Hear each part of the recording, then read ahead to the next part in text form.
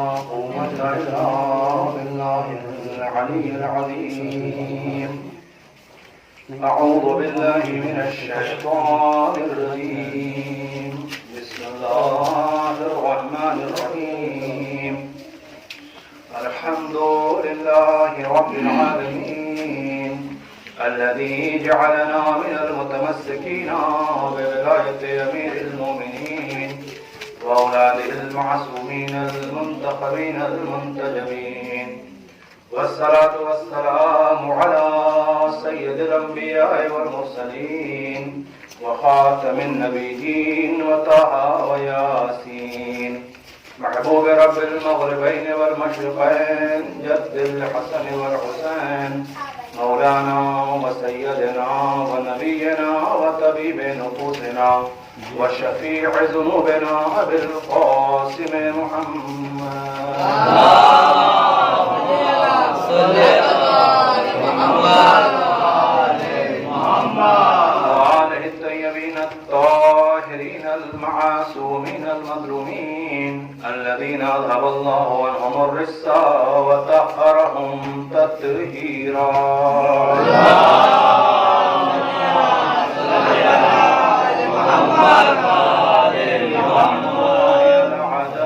وقتلتهم وغاصبي حقوقهم ومنكري فضائلهم ومصائبهم أجمعين من يوم عداوتهم إلى قيام يوم الدين، آمين يا رب العالمين.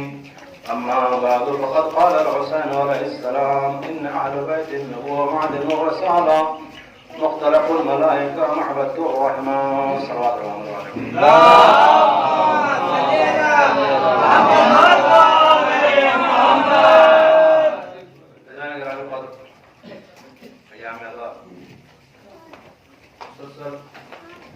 اس انکار کی یاد منائی جا رہی ہے جو فرزند رسول زہرا مولا حسین نے پیش کی تھی، اور اس علم اور یقین کے ساتھ اس انکار کی قیمت بہت بڑی چکانی پڑے گی۔ معلوم تھا باطل حکومت کو قبول نہ کرنا گویا اپنا وطن ترک کرنا، وطن ترک نہیں کرنا بلکہ اپنے عزیزوں کی قربانی پیش کرنا اور عزیز ترین افراد کو قربان کرنا۔ اس لیے دیکھیں سیدھا سا مسئلہ ہے، جس وقت مطالبہ بیعت ہوا مولا حسین کے سامنے سے دو راستے تھے، یا بیعت کریں یا نہ کریں۔ کر لیتے ہیں کوئی مسئلہ ہی نہیں ہے، حکومت خوش ہو جائے گی اور اطمینان سے اپنے گھر میں رہیں گے، اپنے وطن میں رہیں گے، ظاہری اعتبار سے سلامت رہیں گے۔ بیعت سے انکار کریں گے، گھر چھوڑنا پڑے گا، بے وطن ہونا پڑے گا، اپنے عزیز و اقارب کا گلا کٹوانا پڑے گا، خود بھی اپنا گلا کٹے گا، اپنا پورا گھر لٹانا پڑے گا، ظاہری اعتبار سے سب کچھ تباہ و برباد ہو جائے گا۔ مان لیں ظاہراً بچ جائے گا، نہ مانیں ظاہراً سب لٹ جائے گا۔ آج کا مادہ پرست اور دنیا چاہنے والا آدمی کیا فیصلہ کرے گا؟ بھیا وہی کرو جو حکومت کہہ رہی ہے، کہاں بھلا ہم اکیلے اتنی بڑی حکومت سے لڑ پائیں گے؟ چھوڑو، یہ ہوتا ہی ہے۔ اسی لیے بزرگوں نے بڑی عجیب سی بات کہی کہ کربلا صرف اس لیے نہیں ہوئی کہ چند لوگ مخالف تھے، کربلا اس لیے بھی ہوئی کہ حق پرست لوگ بھی خاموش تھے، اہل حق کی خاموشی بھی سبب تھی۔ اسی لیے کہا یہ جاتا ہے کہ اگر کہیں ظلم ہو رہا ہو تو یہ سوچ کے مت چپ رہو کہ ہم پہ تھوڑی ہو رہا، ہم پہ ہو رہا ہے، وہ جانے ان کا معاملہ ہے، کیا مطلب۔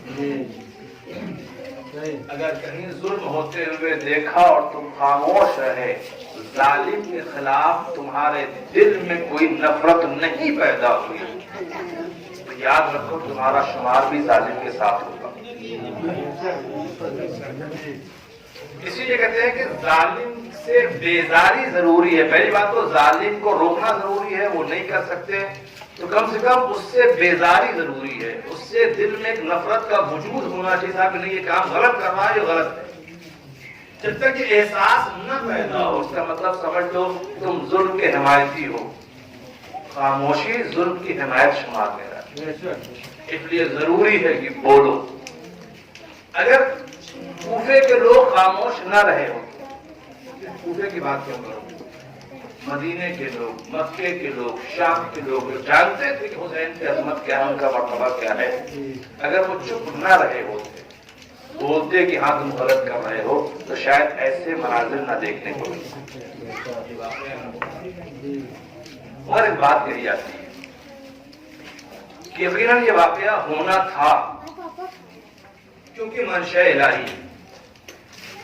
انشاءاللہ بات ہوگی بات کروں گا اس سلسلے میں. جب اللہ کی مشیت تھی, اللہ چاہتا تھا, خود مولا حسین کہتے ہیں کہ اللہ چاہتا ہے کہ ہمیں قتل ہوتے ہوئے دیکھے, ہمارے اہل حرم کو اسیر دیکھے.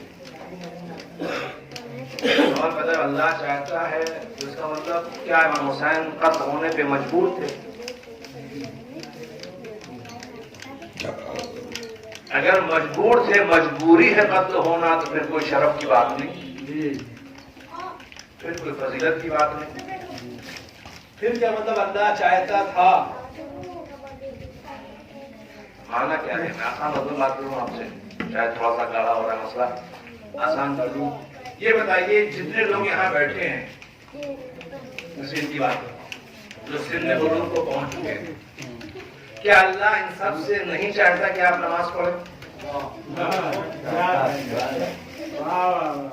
جی چاہتا ہے نا.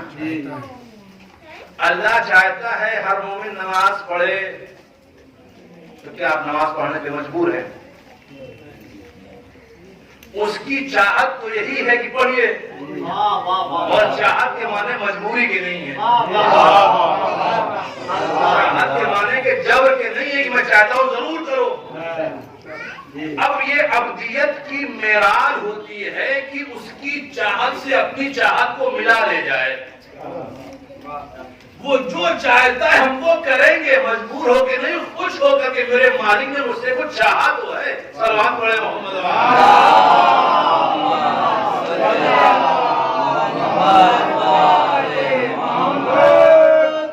سیدھی سی بات ہے, اللہ اپنے کس بندے سے نہیں چاہتا کہ وہ نیک ہو جائے, وہ صداقت پرست ہو جائے, وہ حق پرست ہو جائے. کیا اللہ اپنے کسی بندے سے چاہتا ہے کہ وہ ظلم کرے؟ وہ چاہتا ہے اس کا ہر بندہ ظلم سے دور رہے. پھر بھی ہم ظلم کرتے ہیں, ہم مجبور تو نہیں ہے, جو چاہے وہی کرے. یہی فرق ہے ہم جیسے عاصی اور گنہگار بندوں میں اور ان ذوات مقدسہ میں جنہیں اللہ نے معصوم بنایا.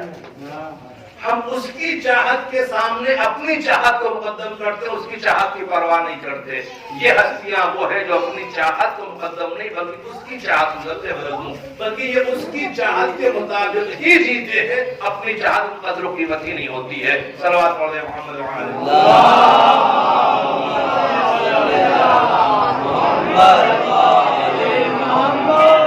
اور آسان لفظوں میں کہتا ہوں, یہ وہی چاہتے ہیں جو وہ چاہتا ہے. وما تشاءون الا ان یشاء اللہ, خود کچھ چاہتے ہی نہیں سوائے وہ کہ جو وہ چاہتا ہے. اب یہ عبدیت کی کمال کی منزل ہے کہ جہاں چاہت سے ملنے لگے.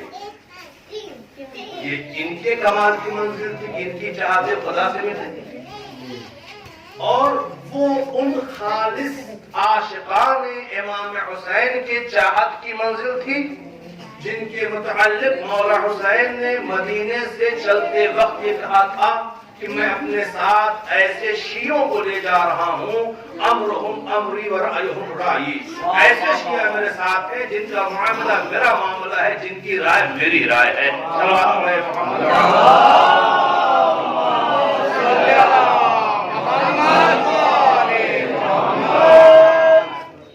یہ عشق حسینی کی معراج تھی کہ جہاں اپنی رائے کو امام کی رائے سے ملا لیا. ہمارے یہاں عام طور سے جھگڑے رائے کے اختلاف بھی ہوتے ہیں، میری رائے کچھ ہے، آپ کی رائے کچھ ہے، ان کی رائے کچھ ہے، ان کی رائے کچھ ہے، مختلف آرا جب جمع کرنا ہو جائے تو فساد پیدا ہونے لگتا ہے۔ ہم کو چاہتے ہیں، آپ کو چاہتے ہیں، ہم کو چاہتے ہیں، وہ کو چاہتے ہیں، ہر ایک اپنی اپنی چاہتوں کا مطلب کرتا ہے۔ کمال ہے، لاکھوں سلام ان عاشقان و ناصران مولا حسین پر جنہوں نے اپنی رائے کو امام کی رائے سے ملا دیا۔ اب دیکھیے معمولی بات نہیں ہے، کاش آپ جنت میں آ کر کے سوچیے، ہمارے سوچنے کا انداز الگ ہے، آپ کے سوچنے کا انداز الگ ہے، آپ کے سوچنے کا انداز الگ ہے، ہر انسان کی سوچ الگ ہوتی ہے، ہر انسان کی فکریں الگ ہوتی ہیں، ہر انسان کا نظریہ الگ ہوتا ہے، ہر انسان، آپ کسی ایک مسئلے پہ رائے لے کے دیکھیے پورے گاؤں میں، کسی ایک مسئلے کی رائے لے کے دیکھیں، آپ کتنی رائے ملے گی، جمع کرتے جائیے، دیکھیے کتنی رائے نکلتی ہے، ہر آدمی اپنی الگ رائے دے گا، اس میں کوئی مسئلہ نہیں، دیکھیں رائے الگ دینے کا مطلب ہر انسان کی معلومات الگ ہے، ہر انسان کے سوچنے کا طریقہ الگ ہے، ہر انسان کی علم کی وسعت الگ ہے، یہ سب الگ ہے، رائے الگ آتی ہے۔ مگر لاکھوں سلام ان عاشقان حسین کو جنہوں نے اپنی رائے کو امامت کی رائے سے ملا دیا۔ اب ان کی رائے وہی ہوتی ہے جو امام کی رائے ہوتی ہے، یہ ترقی ہے ابدیت کی، یہ کمال ہے اتحاد کا، کہ ہم اتنے بلند ہو جائیے کہ رائے سے رائے ملنے لگے، نظریہ پہ نظریہ ملنے لگ جائے، فکروں سے فکریں ملنے لگ جائیں۔ صلوات پڑھے محمد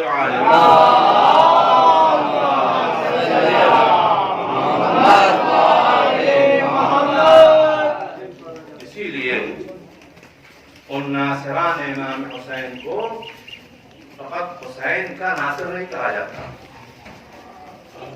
آپ زیارت پڑھتے ہیں شہدائے کربلا کی، سارے شہدائے کربلا، السلام علیکم یا انصارا دین اللہ، یا انصارا رسول اللہ، اے اللہ کے دین کے مددگاروں، اے اللہ کے رسول کے مددگاروں۔ ایک سوال میں پوچھوں آپ سے، کیا رسول کو بھی مدد کی ضرورت ہے؟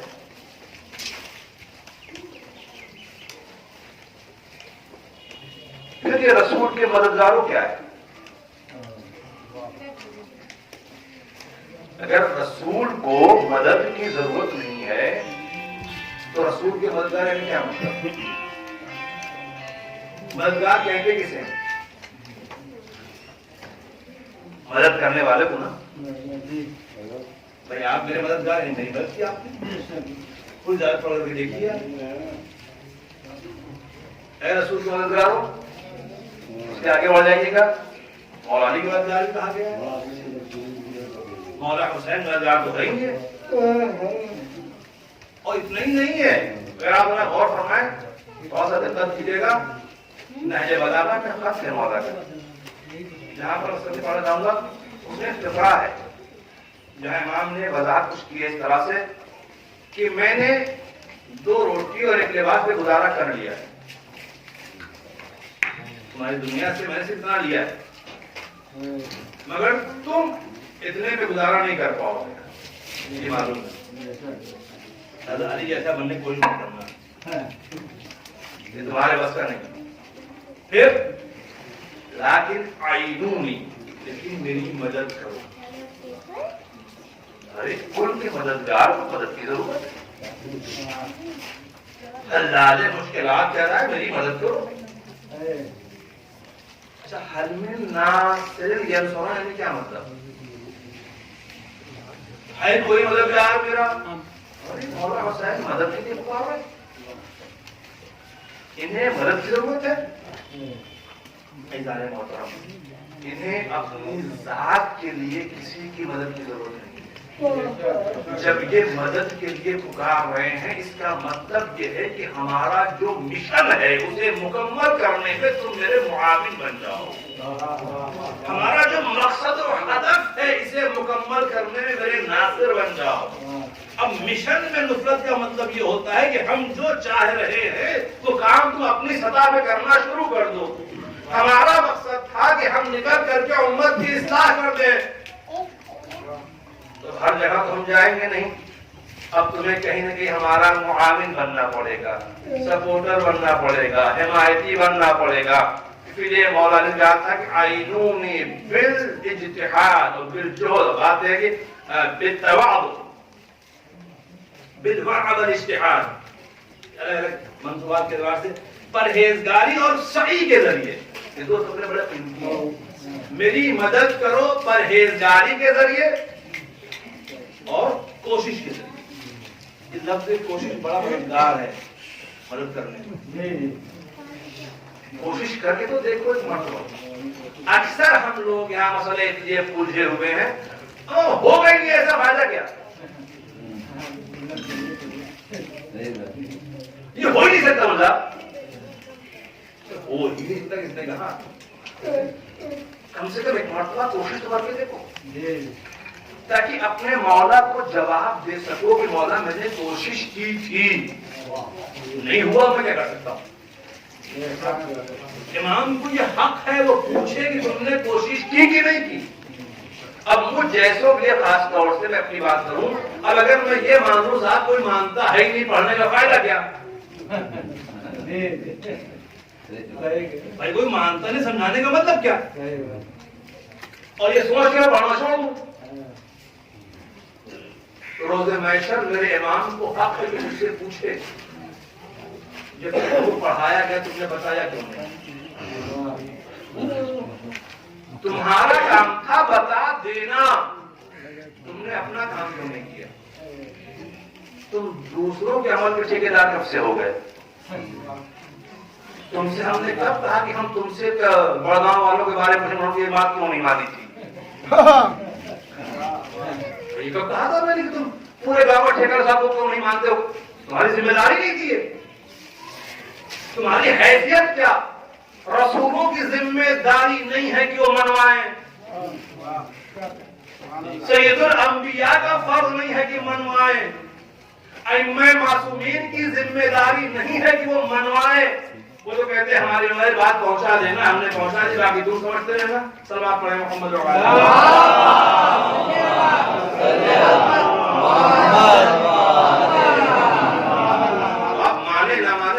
ہم نہیں ہے نا، کوئی ذمہ دار ہے.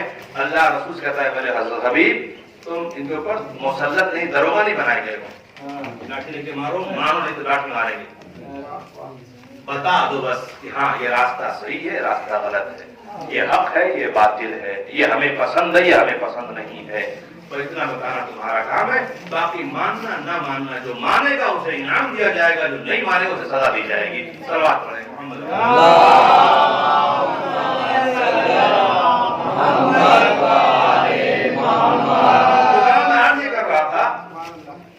جن لوگوں کو نصرت کے لیے لے گئے وہ ہمراہ ہو گئے، یہ ان کی منزل تھی، اللہ کی مشیت سے. اب امام حسین جو چلے ہیں، جو میں نے خطرے عرض کیے ہیں، سمجھتا ہوں جلدی اس کی وضاحت ہو جائے تاکہ بات دور تک پہنچ سکے، تاکہ وہ اصل موضوع جو پیغامات والا ہے وہاں تک بات پہنچا سکوں. اپنی کیا تھا میرا تعارف تھا پہلی منزل میں کہ ہم اہل بیت نبوت ہیں، ہم معدن رسالت ہیں، ہمارے یہاں فرشتے آتے جاتے رہتے ہیں، اور ہم محبت رحمت ہیں، یعنی ہمارے اوپر رحمتوں کا نزول ہوتا رہتا ہے. اور جلدی سن لیجیے اس بات کو. شب میں کہہ چکا کہ ہم اہل بیت نبوت ہیں، اس کی وضاحت کچھ حد تک میں کر چکا تھا. آپ کے ذہنوں شاید بات موجود ہو کہ اہل بیت 4 مختلف طبقوں میں، مختلف قسموں میں تقسیم کیا جائے تو اہل بیت نبوت اخص ترین طبقہ اہل بیت کا کہلاتا ہے. پھر ہمارا ہم معدن رسالت ہے. معدن کسے کہتے ہیں معلوم ہے؟ معدن جانتے کیا ہوتا ہے؟ معدن شاید اردو میں کان بولتے ہیں اس کو، جو خزانہ زمین کے اندر چیزیں پائی جاتی ہیں، جو کوئلے کی کان کہانی کہتے ہیں، کھادان کے لیے کہتے ہیں. جو کھادان اسی کو معدن کہا جاتا ہے. جس شے کی کھادان ہوتی ہے وہیں سے وہ چیز ذخیرہ ہوتی ہے، وہاں سے نکلتا ہے، کہیں سے کہاں سے کہاں پہنچتا رہتا ہے. یہ رسول نہیں ہے، معدن رسالت. یہ رسالت کی کھادان کہہ لیجیے. اب جتنے بھی رسول جائیں گے وہ یہیں سے نکل کے جائیں گے، وہ یہیں سے پہنچیں گے. اچھا یہ رسالت جو ہے نا، یہ اوٹ سے نہیں ملتی، نہ پبلک سپورٹ سے ملتی ہے. یہ رسالت خاندانی افراد کی زیادتی سے بھی نہیں ملتی، نہ دولت اور طاقت کی بنیاد پہ ملتی ہے. یہ رسالت وہ ہے جو الہی منصب ہے، صفات و کمالات و کردار کی بنیاد پہ دیا جاتا ہے. ہم اس رسالت کے معدن ہیں. اب سمجھ لو جب اس میں سے کوئی ایک نکل کے دنیا کے سامنے آتا ہے تو بے مثال ہوتا ہے، اور جو اس کی خاندان ہی پوری ہو وہاں کی مثال والا کہاں سے لے کر کے آؤ گی. اور دوسری بات بہت جلدی سے ہم نے دوسرا کہا کہ ہاں یہ ہمارے یہاں فرشتے آتے جاتے رہتے ہیں، مختلف الملائکہ. مولا حسین یہ ولید کے دربار میں یہ بتانے کی کیا ضرورت ہے کہ ہمارے یہاں فرشتے آتے جاتے ہیں؟ شاید میرا آقا آواز دے نادان، جس باطل بادشاہ کے لیے بیعت مانگی جا رہی ہے وہ کچھ ہی دنوں میں فرشتوں کی آمد کا انکار کرے گا. وہ کہے گا نہ کوئی فرشتہ آیا، نہ کوئی وحی آئی، نہ کوئی رسول آیا، نہ کوئی نبی آیا، یہ تو بنی ہاشم کا ڈھونگ تھا. قبل اس کی کوئی نعرہ بلند کرے اسی کے دربار میں ہم بتا دیں گھبراؤ نہیں، ہمارے یہاں فرشتے آتے جاتے رہتے ہیں. انکار سے پہلے اس بات پر زور، اس بات کی دلیل ہے کہ دنیا جان جائے کہ ہم وہ ہے جہاں فرشتوں کی آمد و رفت ہے.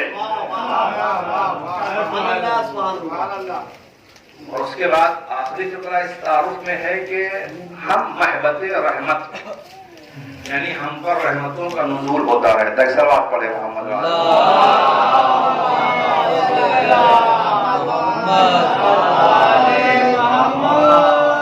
ہم پر رحمتوں کا نزول ہوتا ہے، رحمتیں نازل ہوتی رہتی ہیں. ابھی جو آپ نے صلوات پڑھے اس کا مطلب کیا تھا؟ جو بھی صلوات پڑھی ہے اس کا معنی کیا ہے؟ اللہم، اس کا معنی کیا ہوتا ہے؟ رحمت نازل فرما. دیکھا آپ نے، اللہ جانے دنیا میں کتنے لوگ صلوات پڑھتے رہتے ہیں، کتنی رحمتیں نازل ہوتی رہتی ہیں. اور ایک بات واضح کرتا چلوں، اہل بیت علیہ السلام رحمتوں کے نزول کے لیے ہمارے آپ کے صلوات پڑھنے کے محتاج نہیں ہیں. ہم اور آپ پڑھے نہ پڑھے صلوات تو اللہ پڑھتا ہے، اللہ کے فرشتے پڑھتے ہیں. جن ذوات مقدسہ پر خدا اور اس کے فرشتے صلوات پڑھ رہے ہوں وہ ہماری صلوات کے محتاج نہیں ہیں. اب یہ کرم ہے اس کریم کا کہ اس نے اپنے اس عمل میں شرکت کی دعوت اہل ایمان کو دے دی ہے. وہ کیسے؟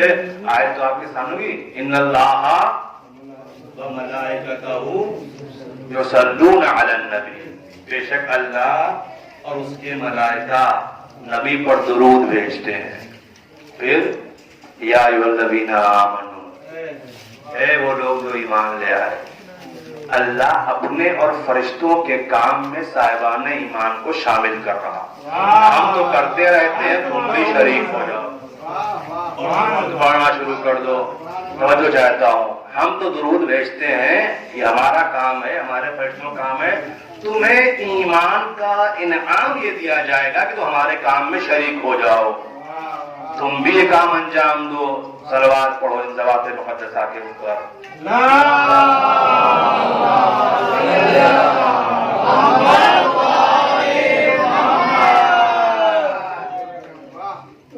جہاں قرآن میں یہ والی آیت ہے صلوات غد، اسی کے فوراً بعد والی ایک دوسری آیت ہے، فوراً بعد وہ کون سی آیت ہے؟ ان الذین یؤذون اللہ ورسولہ لعنہم اللہ فی الدنیا والآخرہ وأعد لهم عذابا مہینا. پہلے والی آیت درود و سلامتی والی تھی، رحمت کے نزول والی تھی. اس کے فوراً بعد والی آیت لعنت والی ہے. اس پر لعنت جو لوگ اللہ اور اس کے رسول کو اذیت پہنچاتے ہیں. لعنت کون پڑھتا ہے؟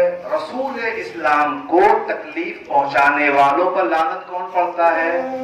اللہ کہتا ہے ہم لعنت پڑھتے ہیں. اب ہم اور آپ پڑھیں نہ پڑھیں، کوئی مصلحت ہو، کوئی حکمت ہو، کوئی تقاضا ہو، ہم پڑھیں نہ پڑھیں، جن لوگوں نے رسول اسلام کو تکلیف پہنچائی ہے ان پر خدا لعنت بھیجتا ہے۔ پہلے والی آیت میں اپنے کام میں صاحبان ایمان کو شریک کر کے دوسری والی آیت فوراً بیان کر کے بتا دیا اگر صاحب ایمان ہو تو جیسے صلوات والے کام میں شریک ہو گئے تھے یہاں بھی شریک ہو جاؤ۔ صلوات پڑھے محمد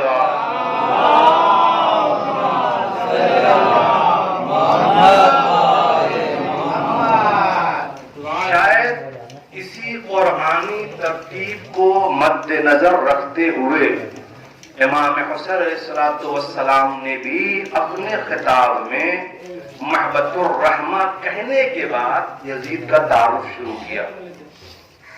پتہ نہیں آپ تک میری بات پہنچے گی نہیں پہنچی۔ اسی قرآنی ترتیب کو مد نظر رکھتے ہوئے پہلے صلوات کی بات ہے، رحمت کے نزول کی بات ہے، پھر لعنت کی بات ہے، آخری فقرہ رکھا ہم پر رحمتوں کا نزول ہوتا ہے اور اس کے فوراً بات شروع کر دیا یزید شارب الخمر ہے۔ رحمت کے بعد لعنت والی بات چالو، شراب پینے والے پہ لعنت۔ یزید اب جو اس کی پیروی کرے اس کام میں، بے گناہ کو قتل کرنے والے پہ لعنت، اب وہ یزید ہو یا کوئی اور، کھلے عام فسق و فجور کرنے والے پہ لعنت۔ اب لفظ فسق قابل تشریح ہے، انشاءاللہ کسی دوسری مجلس سے بات ہو جائے گی۔ فسق کیا ہے، فاسق کسے کہتے ہیں اور کس بنیاد پر فسق ہے، یہ ساری ایک الگ موضوع ہے، انشاءاللہ بعد میں۔ کھلے عام جو یہ کام کرتا ہے اس پر بھی لعنت ہو۔ مولا کہتے ہیں یہ ساری صفتیں کس کی ہیں؟ یزید کی۔ یہیں سے ایک بات کسی نے کہی کہ کربلا سے پہلے چاہے جتنے بھی مسلک اور تفرقے اور فرقے رہے ہوں، جو کہا جائے کہ محرم کا چاند نمودار ہونے سے پہلے عالم اسلام چاہے جتنے فرقوں میں بٹا ہوا ہو اور محرم کا چاند نکلنے کے بعد فقط دو ہی فرقے بچتے ہیں، حسینی فرقہ، یزیدی فرقہ۔ جو لوگ غم حسین میں شریک ہیں وہ حسینی فرقہ، جو غمزدہ ہیں ذکر حسین کر رہے ہیں، نام حسین لے رہے ہیں، وہ حسینی فرقہ۔ جو لوگ محرم کا چاند دیکھ کر کے مبارکباد پیش کر رہے ہیں، خوشیاں منا رہے ہیں، جشن منا رہے ہیں، وہ یزیدی فرقہ۔ اگر یہاں تک آپ میرے ساتھ ہیں مجھے کہنے دیجیے، کہا تھا مجھ جیسا جہاں یہ پاکیزگی ہو، جہاں طہارت ہو، وہاں نجاست سے کوئی سمجھوتا نہیں ہوتا، اس کی حمایت نہیں ہوتی۔ اسی اتنی سی بات کو اگر تمام عاشقان مولا حسین مان لیں اور یہ طے کر لیں کہ حسین والا کبھی بھی ایسے کردار والے آدمی کی حمایت نہیں کرے گا، تو قسم خدا کی چیلنج سے کہہ رہا ہوں معاشرے کی بہت سی بیماری خود ہی ختم ہو جائے گی۔ اب وہ اس کردار والا کیا ہے اس سے بحث نہیں ہے، میرا بھائی ہے، میرا رشتہ دار ہے، میری خاندان کا ہے، میرا دوست ہے، میرے محلے کا، یہ نہیں دیکھنا ہے، کردار دیکھنا ہے۔ حق پرست ہے تو ہم اس کے ساتھ ہیں، باطل پرست ہے تو ہم اس کے مخالف ہیں۔ کردار یزیدی اس کے سامنے ہے، اس کی زندگی میں ہے تو ہم اس کے ساتھ نہیں ہوں گے چاہے جیسا بھی ہو۔ اور یہیں پہ آ کر کے ہم لوگ تھوڑا سا ہار جاتے ہیں، شکست کھا جاتے ہیں، کردار کی مخالفت کرنے سے پہلے رشتے ڈھونڈنے لگتے ہیں کہ میرا عزیز ہے چاہے جیسا بھی ہو ہے تو اپنا ہی نا، کچھ بھی ہو بہرحال ہے تو خون اپنا ہی، کتنا ہی برا کیوں نہ ہو جائے۔ اگر یہی لفظ خون کو دیکھ کر کے رسول نے کام کیا ہوتا تو ابو جہل ہمیشہ پہلو میں بیٹھا رہتا، ابو لہب کو روز سلام کرنا پڑتا،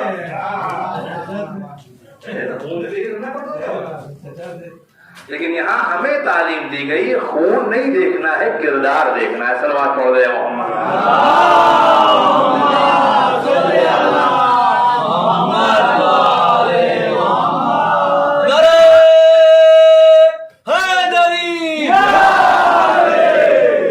کربلا کی یاد ہر سال ہم مناتے ہی اسی لیے ہے کہ یزیدیت کا خاتمہ، حسینیت زندہ ہو جائے۔ اگر حسینیت کو فروغ نہ دے سکے، حسینیت کو زندہ نہ کر سکے، حسینیت کو نافذ نہ کر سکے، تو کربلا صرف سیاہ لباس پہن لینے کا نام نہیں ہے، کالے کپڑے پہن کر کے سینے پہ ہاتھ مار لینے کا نام نہیں ہے۔ کربلا نام ہے یزیدی کردار، یعنی ہمارے سینے پہ پڑنے والا ہر ہاتھ یزیدیت کے رخسار پہ تماچا ہونا چاہیے، یزیدیت کے مزاج پہ تماچا ہونا چاہیے، یزیدی کردار پہ تماچا ہونا چاہیے، تاکہ ہم جتنی مرتبہ یا حسین کہیں یزیدیت اپنے آپ کو مردہ تصور کرنے پہ مجبور ہو۔ جلوس نکالتے ہیں، جو علم لے کے چلتے ہیں، اس کا ایک مقصد یہی ہے کہ یزیدی مزاج افراد اس جلوس کو دیکھ کر کے اس بات کا یقین کر لیں کہ کربلا میں یزید ہار گیا تھا، حکومت ہوتے ہوئے ہار گیا، تخت ہوتے ہوئے ہار گیا، دولت ہوتے ہوئے ہار گیا، طاقت ہوتے ہوئے ہار گیا، اپنے محل میں بیٹھے بیٹھے ہار گیا، کیونکہ ہارنے والے جلوس نہیں نکالتے، جیتنے والے جلوس نکالتے ہیں۔ اور کبھی کبھی سوال اٹھتا ہے کہ یہاں تو سب کے سر قلم ہو گئے تو جیتے کیسے؟ بس ختم کر دو گفتگو، سر کٹایا تھا جیت حاصل کرنے کے لیے، مقصد پانے کے لیے دی ہوئی قربانی میں شکست نہیں دیکھی جاتی، مقصد مل جائے تو کامیابی مانی جاتی۔ آسان لفظوں میں کہوں آپ سے، ایک چھوٹا سا مقدمہ لڑیے، اللہ نہ کرے نوبت ایسی ہے، اور مقصد کیا ہے؟ اس شے کو حاصل کرنا۔ اب اس چیز کو اس کے لیے آپ لڑ رہے ہیں، اس کو حاصل کرنے میں کتنا پیسہ خرچہ، اس کا حساب لگاتے ہیں آپ؟ خرچے سے مطلب نہیں ہے، چیز مل گئی، جس دن جیت کا اعلان ہوا صاحب کہ آپ کے حق میں ہے، بس ساری خوشیاں آپ کو مل گئی، اس میں کتنا تھکے، کتنا پیسہ گیا، کتنی طاقت گئی، کتنا ہمت گئی، کتنی جانیں گئی، اس کی پرواہ نہیں ہوتی ہے، ہمارا مقصد ہمیں حاصل ہو گیا، اب وہ دیکھا جاتا ہے۔ کربلا اس عظیم مقصد کا نام ہے، باطل کی بیعت نہیں ہوگی تو نہیں ہوگی، اب اس کے لیے چاہے ایک نہیں 72 سر دینے پڑ جائیں، سمجھوتا نہیں ہوگا۔ اب کتنے سر دیے گئے یہ مت دیکھنا، یہ دیکھنا بیعت ہوئی کہ نہیں ہوئی۔ تاریخ گواہ ہے، یہ قافلہ جو پہنچا ہے تو اس میں ہمت نہیں، پھر بیعت کی بات کرنا۔ انکار میں اتنی طاقت تھی کہ دوبارہ لفظ مثلی ذہنوں میں ایسا بیٹھ گیا تھا، پھر مثل حسین کسی سے بیعت مانگنے کی ہمت نہیں ہوئی، مگر ہاں اتنی ہیبت اس لفظ مثلی کی قائم کرنے کے لیے ایک دو پہر میں 72 قربانیاں پیش کی گئی۔ میں نے اتنا سیکھا کہ حق کی راہ پہ چلنا مشکل ضرور ہے، اور حق کی راہ میں چلنے پہ قربانیاں دینی پڑتی ہیں، اپنے جذبات قربان کرنے پڑتے ہیں، اپنی خواہشات قربان کرنی پڑتی ہیں، حد ہے اپنی اولاد قربان کرنی پڑتی ہے، اپنی جان تک قربان کرنی پڑتی ہے، مگر منزل ملتی ضرور ہے، کامیابی نصیب ضرور ہوتی ہے۔ عزیزان گرامی، آپ تصور کریں آج 2 محرم ہو گئے، ہر سال ماہ اعضا کا انتظار رہتا ہے، محرم آنے والا ہے، ادا خانے سجتے ہیں، کوئی مہمان آنے والا ہے، پتا نہیں کیسے اتنی تیزی سے چلا جاتا ہے، سمجھ ہی میں نہیں آتا کہ ہم تو کچھ کر بھی نہیں پائے اور مولا چلے بھی گئے، ہم تو ابھی صحیح سے استقبال ہی نہیں کر پائے تھے، دن ہم سے رخصت بھی ہو گئے۔ آپ سوچیں آج 2 محرم ہو گئی، کتنے دن بچے؟ اب تو دن باقی رہ گئے بس۔ عزیزان گرامی، اگر ہم عزاداری کے ایام گزر جانے پہ اتنا بے قرار ہوتے ہیں تو ذرا سوچو جس بہن کا بھائی اس کی نگاہوں کے سامنے سے رخصت ہوا اس پر کیا گزری ہوگی، جس بیٹی کا بابا اس کی نگاہوں کے سامنے سے گیا اس بچی پہ کیا گزری ہوگی، جس بھائی کا جوان بھائی اس کے سامنے گزر گیا اس بھائی پہ کیا بیتی ہوگی، دیکھو جس کا عزیز ترین دوست نگاہوں کے سامنے سے گزر گیا اس پر کیا گزری ہوگی۔ اب ادارو تصور کر کے دیکھو تو صحیح، بخدا اللہ ان آوازوں پہ رحمت نازل کرے، ان آنسوؤں کو شہبازی قبول کریں۔ ایک ماں کو پرسا دے رہے ہیں آپ، میں نے بارہا کہا آپ تنہا نہیں ہیں، پرسا لینے کے لیے ایک ماں موجود ہے، ایک بہن موجود ہے، بیٹی آئی ہوئی ہے۔ اے سوگوارو ماتمدارو، اللہ آپ کو سلامت کے وجہ خبر سنو، میں نے ختم کر دی گفتگو۔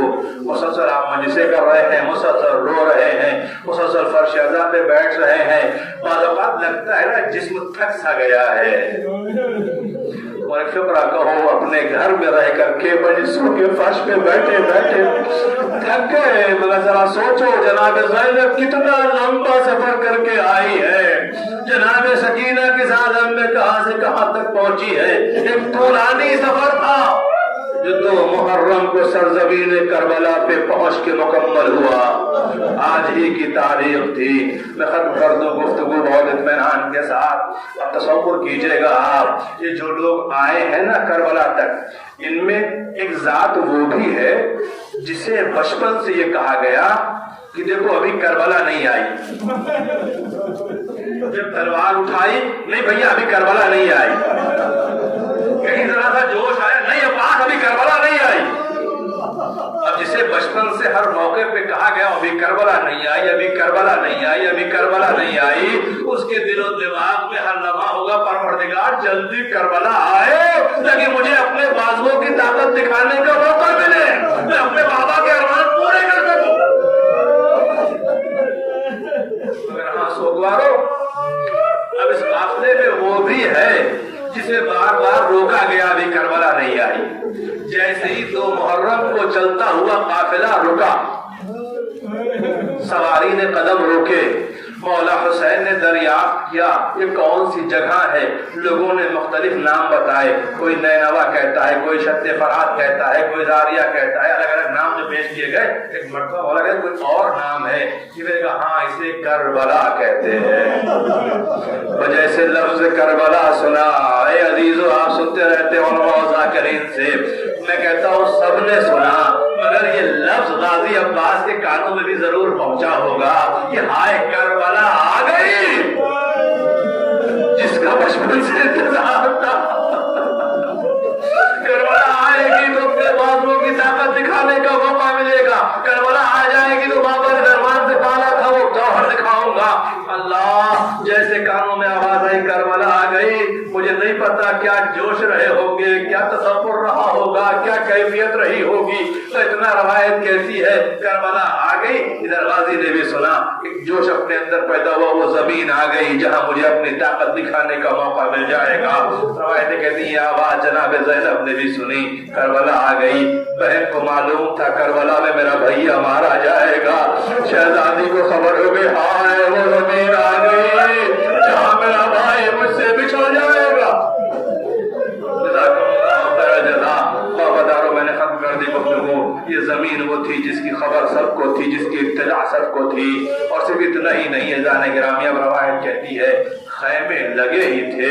ایک مرتبہ جناب زینب نے کہا بھیا جب سے ہم نے زمین پہ قدم رکھا ہے ایسا لگتا ہے کوئی بیوی ہے جو خیمے کے پیچھے ہائے حسین